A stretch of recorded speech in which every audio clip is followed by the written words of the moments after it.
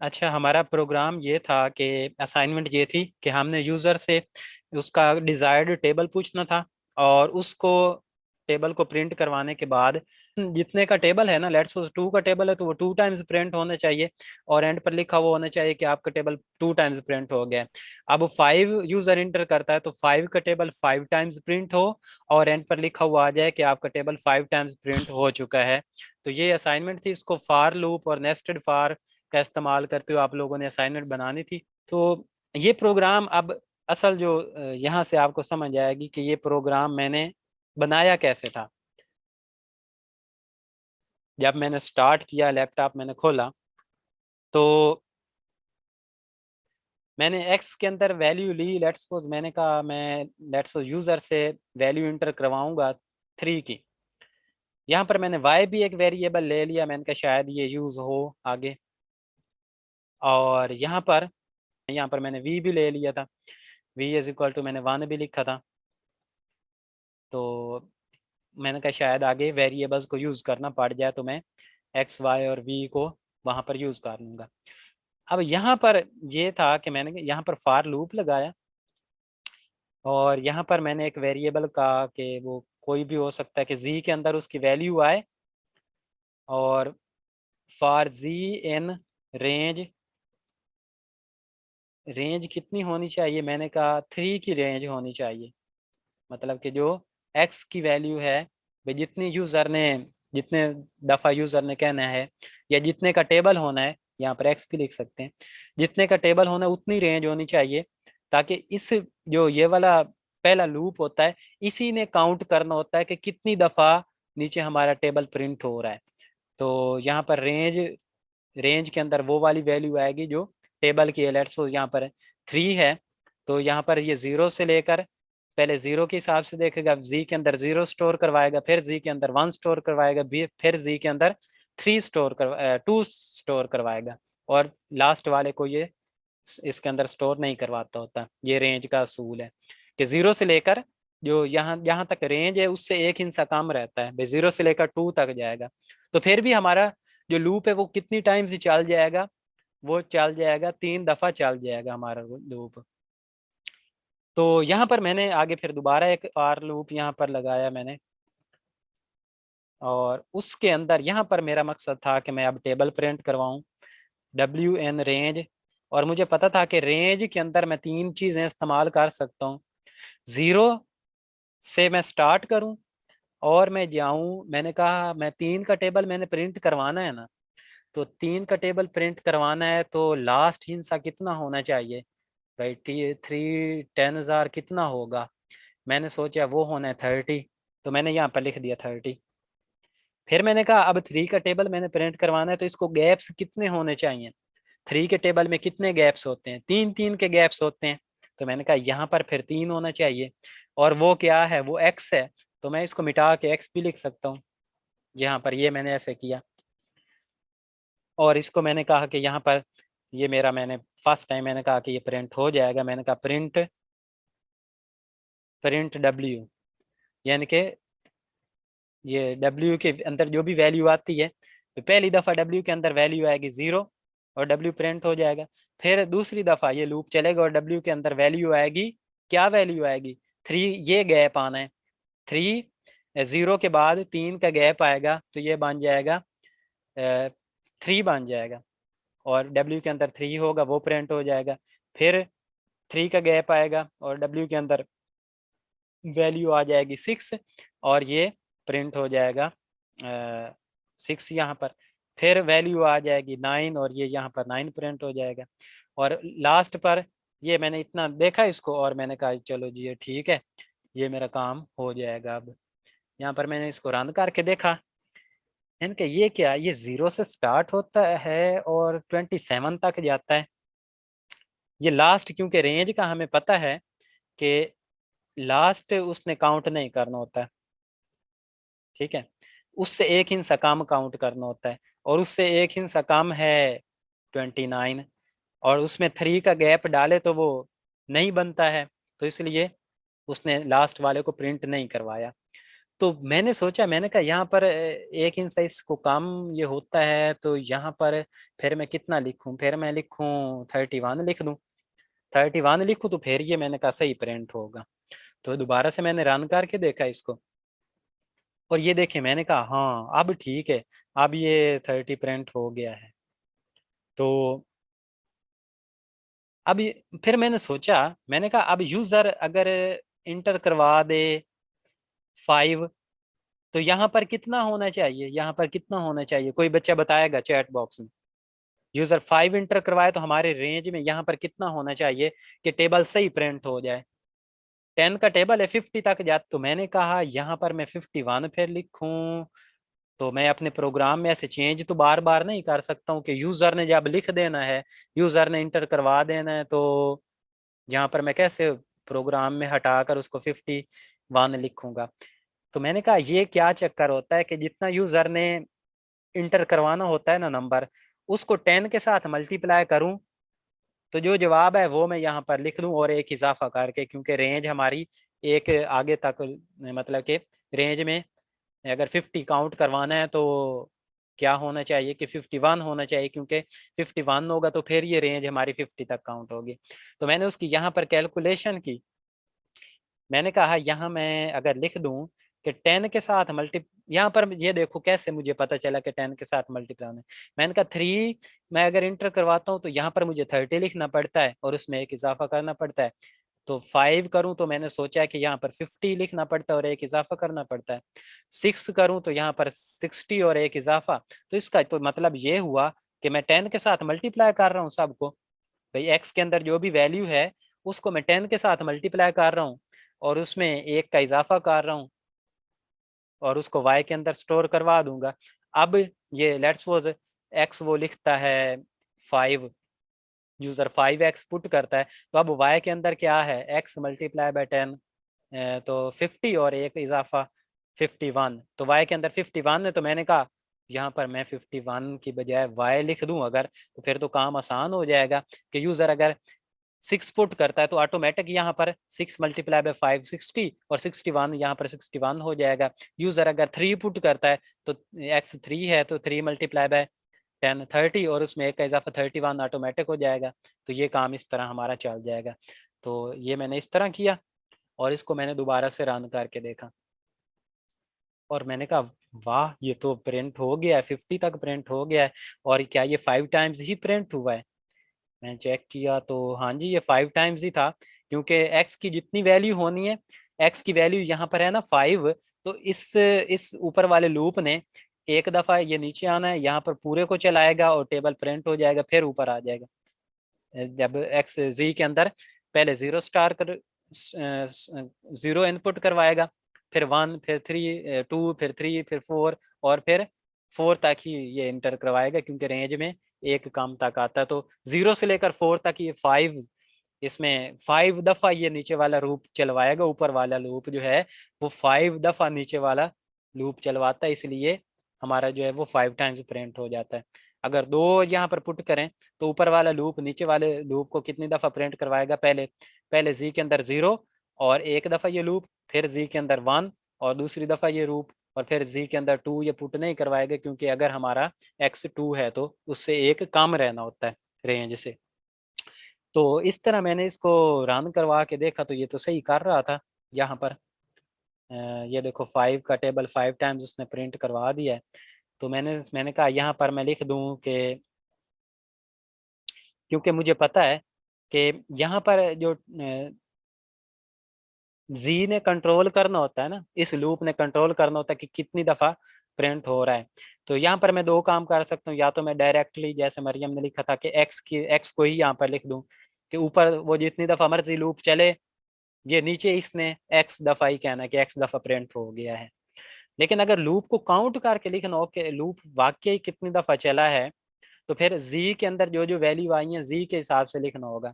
तो जब ये 5 है तो अब ये इस लूप ने कितनी दफा चला है, ये लूप, ये वाला फार लूप 0 0 जब है तब चला है एक दफा, फिर 1 है, फिर 2, फिर 3, फिर 4, तो टोटल ये 5 दफा चला है। और जी के अंदर वैल्यू आती है 4 की, तो क्योंकि उसने 0 से स्टार्ट करना होता है। तो एक का इजाफा इस जी में भी एक का इजाफा करके मैं लिख सकता हूँ एंड पर, यहाँ पर के यहाँ पर मैं लिख सकता हूँ टेबल इज प्रिंटेड, और इससे मैं निकल आऊंगा, यहाँ पर मैं लिखूंगा जी, यानी कि जी के अंदर जितनी वैल्यू है उतनी दफा प्रिंट हुआ है, और एक मतलब कि जी के अंदर जितनी वैल्यू आती है ना उससे एक दफा ज्यादा प्रिंट हो चुका होता है, क्योंकि जी ने जीरो से स्टार्ट करना होता है। जीरो से स्टार्ट करेगा एक दफा, फिर वन वन आएगा दूसरी दफा प्रिंट हो जाएगा, फिर टू आएगा तो तीसरी दफा प्रिंट हो जाएगा, फिर फोर आएगा तो चौथी दफा प्रिंट हो जाएगा। तो यहाँ पर जी के अंदर फोर आया है, फोर आएगा तो पांचवी दफा प्रिंट हो जाएगा। तो यहाँ पर जी के अंदर फोर है, लेकिन प्रिंट कितनी दफा हुआ है, पांच दफा हुआ है, तो इसमें एक का इजाफा मैं कर दूंगा। तो यहाँ पर मैं लिख देता हूँ कि इतने फोर और साथ टाइम्स, यानी कि फोर टाइम्स प्रिंट हो गया है। अब इसमें भी यहाँ पर मैंने कहा ये करने के बाद मैंने कहा ये बन गया है, बस ठीक है। लेकिन इसमें मसला आ रहा था। मसला इसमें यह था कि मैं चाहता था कि टेबल में ये जीरो तो नहीं आता, वो तो फाइव से स्टार्ट करता है, फाइव वन जार फाइव होता है, टेबल में जीरो तो नहीं आता। तो मैं चाहता था ये जीरो ना आए किसी तरीके से। दोबारा से मैंने इसको यहाँ से डिलीट किया, अपने प्रोग्राम पर मैं गौर फिक्र करने लग गया कि ये कब जीरो नहीं आएगा। तो उसके लिए मैंने क्या कहा, जब पहली दफा ये लूप चलता है ना, तो डब्ल्यू क्या करता है, अपने अंदर जीरो वैल्यू स्टोर करवाता है और उसको प्रिंट करवाता है। फिर अगली दफा ये अपने अंदर फाइव का है ना, एक्स फाइव है, यहाँ पर जितना एक्स है फाइव है, तो इसमें फाइव फाइव्स के गैप्स आएंगे। तो दूसरी दफा जब ये लूप चलता है तो डब्ल्यू के अंदर फाइव आ जाता है और यहाँ पर फाइव प्रिंट हो जाता है। फिर जब ये लूप चलता है तीसरी दफा डब्ल्यू के अंदर टेन आ जाता है और यहाँ पर टेन प्रिंट हो जाता है। फिर डब्ल्यू के अंदर 15 आ जाता है और यहाँ पर 15 प्रिंट हो जाता है, इसी तरह। तो जब मैंने कहा जब डब्ल्यू के अंदर, मैंने सोचा जब डब्ल्यू के अंदर जीरो है ना वैल्यू, तब ये डब्ल्यू प्रिंट नहीं होना चाहिए। तो मैंने यहाँ पर कंडीशन लगा दी एक, मैंने कहा if W is equal to zero, जब डब्ल्यू जीरो है ना तो मैंने कहा जब डब्ल्यू जीरो है ना तो ये वाला प्रिंट ना हो, बल्कि हमारा जो लूप है वो ऊपर इसी लूप में दोबारा से आ जाए। भाई जब पहली दफा जीरो है तो ये नीचे वाला प्रिंट ना हो, यहाँ पर मैं कंटिन्यू लगाकर इसको ऊपर ले आऊंगा और डब्ल्यू के अंदर अब दोबारा दूसरी वैल्यू स्टोर करवाऊंगा जो जीरो के बाद आनी है। और यहाँ पर फाइव है तो फाइव फाइव का गैप डालकर जीरो के बाद फाइव आएगी। तो यहाँ पर मैंने कंटिन्यू की स्टेटमेंट लगा दी इस तरह। मैंने कहा जब डब्ल्यू जीरो है तो ये नीचे वाला प्रिंट ना हो, बल्कि लूप इसी पॉइंट से ऊपर इसी डब्ल्यू वाले फार लूप में आ जाए और डब्ल्यू के अंदर अब दूसरी वैल्यू स्टोर करवा दे। तो इस तरह मैंने इसको रन करके देखा, तो ये देखें वो अब जीरो नहीं आया और ये फाइव का टेबल फाइव टाइम्स प्रिंट हो गया। फिर मैंने कहा यहाँ पर मैं इसको चेक करके इसको मैं थ्री करके देखता हूँ, इसको मैंने फिर थ्री करके देखा और इसको मैंने यहाँ पर रन किया, तो देखें थ्री का टेबल थ्री टाइम्स प्रिंट हो गया है और यहाँ पर लिखा हुआ अभी आ रहा है कि table is printed three times. तो ये देखें ऊपर ये थ्री टाइम्स ही प्रिंट हुआ है। उसके बाद ये देखें वी, अब मैंने वेरिएबल लिया था लेकिन यूज नहीं हुआ, तो मैं इसको काट देता हूँ।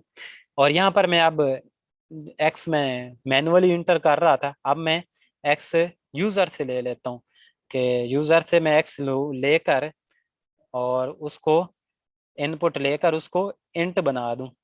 और इनपुट में क्या लूं कि इंटर यूर डिजायर्ड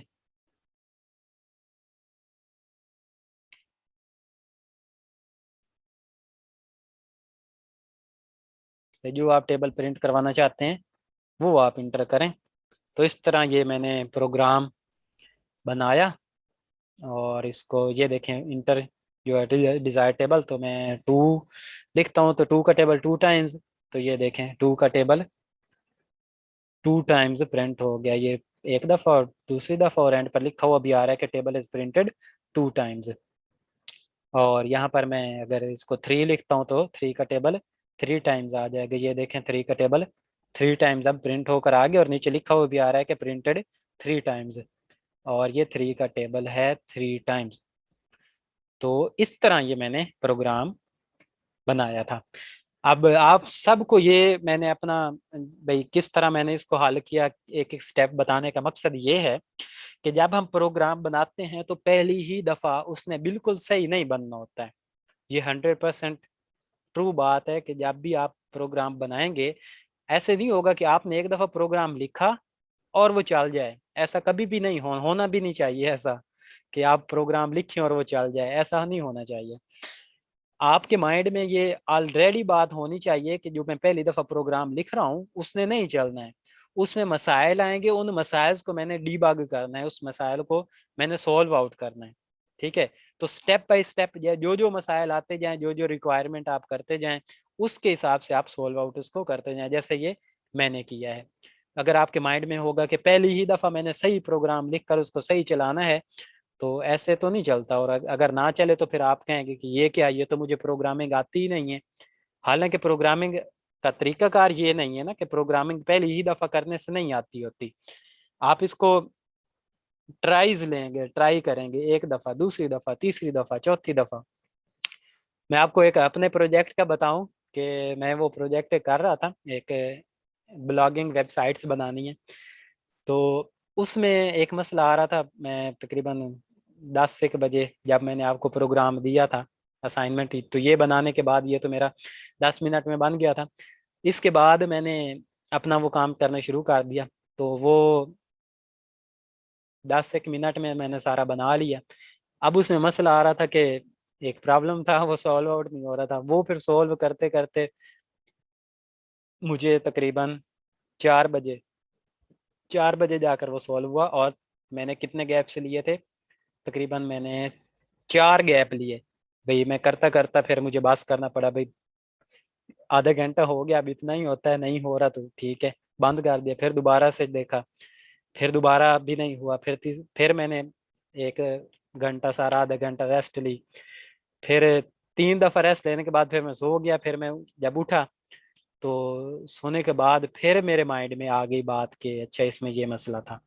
तो चौथी दफा जाकर वो सॉल्व हो गया था। तो ये प्रोग्रामर की लाइफ में ये जो हैं अप्स एंड डाउन्स ये आते रहते हैं, ये आपने परेशान नहीं हो जाना।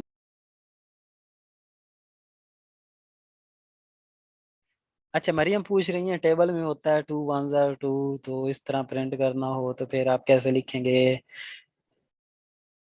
क्या मतलब, ये साथ 2*1 भी लिखा हुआ है, ये कह रही हैं? जी सर, मैं चाहती थी ये पूरा लिखा हुआ है। 2*1। तो आप इसमें कौन कौन से वेरिएबल्स लिखेंगे प्रिंट वाले में? यहाँ पर जी हम्म सर। यहाँ पर यहाँ जी पर यहाँ पर यहाँ पर देख लेते हैं क्या लिखा जा सकता है। ये यहाँ पर तो ये इक्वल आएगा, मतलब कि जो जवाब आना है वो ये यहाँ जी। पर हम इसको ऐसे कर सकते हैं कि ऐसे, 1 मिनट, ऐसे इक्वलिटी लग जाएगी। अब यहाँ पर वो वेरिएबल हमने, ओहो, अब यहाँ यहाँ पर हमने वो वेरिएबल लिखने हैं यहाँ पर। ये तो आगे इक्वलिटी लग गई और आगे जवाब ये आ जाएगा, यहाँ पर कॉमा लगाना है ऐसे, ये जवाब आ जाएगा। यहाँ पर वो वेरिएबल लिखने हैं कि एक तो एक्स हो जाएगा और एक, दूसरा? हाँ हाँ, एक तो होगा यहाँ पर, एक तो डब्ल्यू मतलब कि जो आंसर है वो आए, और यहाँ पर एक आए, यहाँ पर एक्स आए, जो कि जितनी दफ़ा प्रिंट करवाना है भाई 5 5, तो 2 यानी कि 5 है ना, तो 1 5 * 5, फिर 2 5 * 10, फिर 3 5 मतलब कि जितनी दफ़ा प्रिंट करवाना होता है हमने, जो टेबल प्रिंट करवाना होता है वही एक तो वो आता है यहाँ पर। तो एक वो आ जाएगा, और यहाँ पर साथ स्टार आना चाहिए, तो यहाँ पर मैं स्टार लिख देता हूँ। यहाँ पर ये स्टार लिख दिया। और यहाँ पर क्या आना चाहिए स्टार्ट में, यहाँ पर आना चाहिए 1 से लेकर 10 तक, यहाँ काउंटिंग आनी चाहिए 1 से लेकर 10 तक। तो 1 से लेकर 10 तक हम काउंटिंग यहाँ पर कैसे बना सकते हैं? क्या कह रही है मरियम? डब्ल्यू नहीं आएगा, डब्ल्यू के अंदर तो उसका जवाब आता है ना भाई। पहले अगर 5 फिर 10 फिर 15 फिर 20, तो डब्ल्यू के अंदर तो उसका जवाब आता है। जी, जी क्या चीज है जी? जी रेंज है। हाँ, जी है रेंज, लेकिन इसने लेट्स सपोज 5 है ना, तो जी के अंदर तो वैल्यू आएगी 0 से लेकर 4 तक। तो मुझे 1 से लेकर 10 तक चाहिए, 1 से लेकर 10 ततक। एक और वेरिएबल इंट्रोड्यूस करवा लेते हैं, वी, और वी को लिखते हैं इज इक्वल टू है जी, वी इज इक्वल टू है लेट्स सपोज 1 है, 0 है, और जब ये एक दफ़ा लूप चले तो यहाँ पर वी के अंदर एक का इजाफा कर दे। हर दफ़ा जब भी ये चले एक का इजाफा कर दे, और यहाँ पर वी प्रिंट करवा दे लेट्स सपोज। क्योंकि अगर यहाँ पर 0 है वी, तो जब ये लूप चलना है तो वी में एक का इजाफा करके इसने वी को 1 बना देना है। तो 1, और यहाँ पर यूज़र अगर 5 इंटर करता है तो 1 multiply by 5 is equal to 5 आ जाएगा। फिर दूसरी दफ़ा जब ये चलेगा तो वी के अंदर एक का इजाफा ऑलरेडी पहले हो चुका होगा, तो यहाँ पर वी हो जाएगी 2। तो 2 5 जार कितना हो जाएगा 10। फिर वी में नेक्स्ट जब ये चलेगा तो फिर वी में एक इजाफा होकर आएगा, तो वी कितनी हो जाएगी 3। तो 3 5 जार 15। तो क्या कहते हैं, क्या ये चलेगा प्रोग्राम सही? कौन बता सकता है क्या ये प्रोग्राम सही चलेगा जैसे हम चाह रहे हैं? मरियम बताएंगी क्या ये प्रोग्राम हमारी आउटपुट देगा जो हमारी रिक्वायर है? जिस तरह आप कह रही थी कि इस तरह की आउटपुट होनी चाहिए, क्या ये वो देगा? मैं भी नहीं, कन्फर्म बताएं। देगा, वाकई ये आउटपुट हमें देगा इसकी। चेक कर लेते हैं, मुझे भी नहीं पता, वैसे मेरे हिसाब से तो इसको आउटपुट देनी चाहिए। अम, चलें जी, 3 का कर लेते हैं। ये क्या?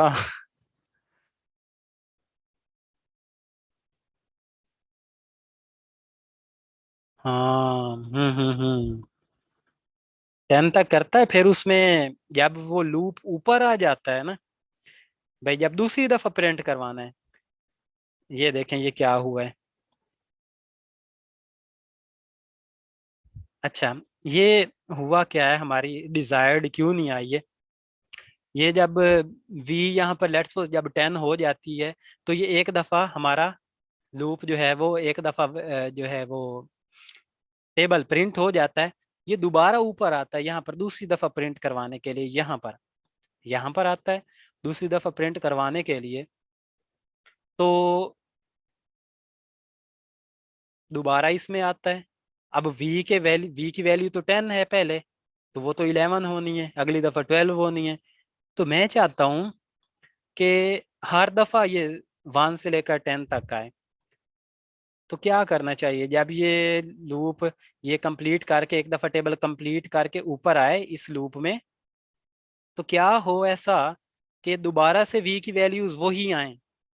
कोई बता सकता है? v की वैल्यूज 1 से लेकर 10 तक तब आती हैं जब v 0 हो। आपको मैंने हिंट दे दिया है।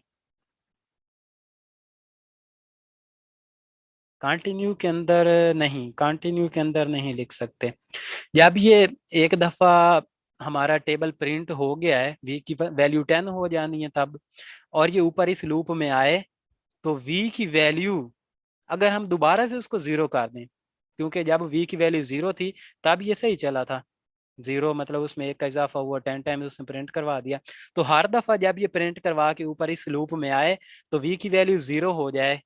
अगर ऐसा हो जाए तो अब v की वैल्यू दोबारा से 0 हो गई है, यहाँ से चलेगा दोबारा से, और ये v की वैल्यू फिर उसमें एक इजाफा करके 1 करवा देगा और 10 तक जाएगा, और हर दफा जब ऊपर आएगा तो v की वैल्यू क्या हो जाएगी, इस लूप में आकर 0 हो जाएगी। क्या कहते हैं, अब ये प्रोग्राम सही चलेगा? सर पहले तो वो ऊपर वाला 3 वाला तो वी रिमूव कर दें, कौन सा? क्योंकि ऐसे तो वो फिर वहां पे जाएगा, थर्ड यहाँ स्टेप वाला। जी, थर्ड? ऐसे तो वो फिर वहां पे जाएगा। मुझे लाइन बताएं, कौन सी लाइन? 3 line third. यहाँ पर तो इसने आना ही नहीं, यहाँ से ही इसने स्टार्ट करना है। तो बेशक रिमूव कर लें, ना भी रिमूव करें, हमारा फ्लो यहीं से स्टार्ट होगा और दोबारा से वी को जीरो कर देगा, कोई मसला नहीं है। ऊपर उसने जाना ही नहीं, इस लूप में आना है उसने। चलें, पर कंफ्यूजन फिर भी तो होगा ही इंक्रीमेंट। हाँ, वी जो है यहाँ इस लूप में आने के बाद वी दोबारा से जीरो हो जाने। और मैंने आपको पहले करके दिखाया है कि जब वी पहले जीरो था तो जीरो में उसमें वन वन का इंक्रीमेंट करके पहली दफा ये देखें उसने सही प्रिंट करवाया है। फर्स्ट जो उसने करवाया है ना, ये देखें, ये यहाँ पर मैंने नहीं लिखा उसको। फर्स्ट जो उसने प्रिंट करवाया है ना यहाँ पर, ये देखें, अगर मैं 3 पुट करता हूँ तो ऊपर से देखें, जब पहली दफा उसने प्रिंट करवाया है ये देखें, तो यहाँ पर उसने सही प्रिंट करवाया, 1 2 3 4 5 10 तक सही आया है, 10 तक सही आया है। और 10 तक आने का मतलब है कि ये ये देखें 10 तक सही आया, और उसके बाद उसने 11 12 ही उसको स्टार्ट कर दिया है। 10 तक आने का मतलब है कि ये वाला लूप चला है, ये वाला लूप चल गया है। जब ये लूप कंप्लीट हो गया, दोबारा ऊपर आया है इस लूप में, और दोबारा आने के बाद फिर ये लूप चला है, और v की वैल्यू 10 ऑलरेडी थी, उसमें उसने अब 11 करना शुरू कर दिया, 12 करना शुरू कर दिया। तो मैं चाहता हूँ कि जब ये इस लूप में आए दोबारा से तो v जीरो कर दे, तो जब जीरो हो जाएगी तो फिर वो सही नहीं चलेगा। चला के देख लेते हैं, सही चलेगा ये देखें, 3 पुट करता हूँ, ये देखें सही चला है या नहीं सही चला। ये देखें 1 से लेकर 10 तक, फिर 1 से लेकर 10 तक, फिर 1 से लेकर 10 तक। ठीक है, अब इस v is equal to zero लिखे होने का अब मिटा भी दें कोई फर्क नहीं पड़ता, क्योंकि यहाँ पर v जीरो बेशक ना भी हो, अगर हमने यहाँ पर लिख दिया है तो यहीं से इसने v को जीरो ले लेना है। पहली दफा ही जब चलना है v जीरो हो जानी है और सही चलेगा। दोबारा लूप आएगा, v दोबारा जीरो हो जाएगा, फिर सही चलेगा। दोबारा लूप आएगा, v दोबारा जीरो हो जाएगा और फिर सही चलेगा। v पर वाइल लूप लगा दें तो मतलब कैसे वाइल लूप लगा दें v पर? v को काउंट करने के लिए, उसको 1 से लेकर 10 तक ले आने के लिए, ऐसे कह रही हैं? हाँ जी, लगा सकते हैं। v is less than equal to 10 कर दें, v ऑटोमेटिक 10 तक ही आएगा, क्योंकि यहाँ पर हमने जो भी इसको रेंज के हिसाब से सेट करना है ना, यहाँ पर लेट्स सपोज हम 5 लिखते हैं तो यहाँ पर आना है 51, और इस लूप ने 10 दफा ही चलना है, क्योंकि हमने यहाँ पर उसकी रेंज ही 10 दफा करवाई हुई है। ये देखें ऊपर y को हमने 10 टाइम्स मल्टीप्लाई करके उसमें एक का इजाफा करवाया हुआ है ना x को, तो यहाँ उसकी रेंज ही ऐसी है, हमने रेंज ही ऐसी सेट की हुई है कि ये लूप कितनी दफा चले, 10 दफा चले। तो 10 दफा चलेगा तो v में उतना इजाफा हो जाएगा 10 तक। तो लेस देन इक्वल टू 10 ना भी लिखें तो खैर है, आप इसको अपने हिसाब से ट्राई कर सकते हैं दोबारा से बनाकर।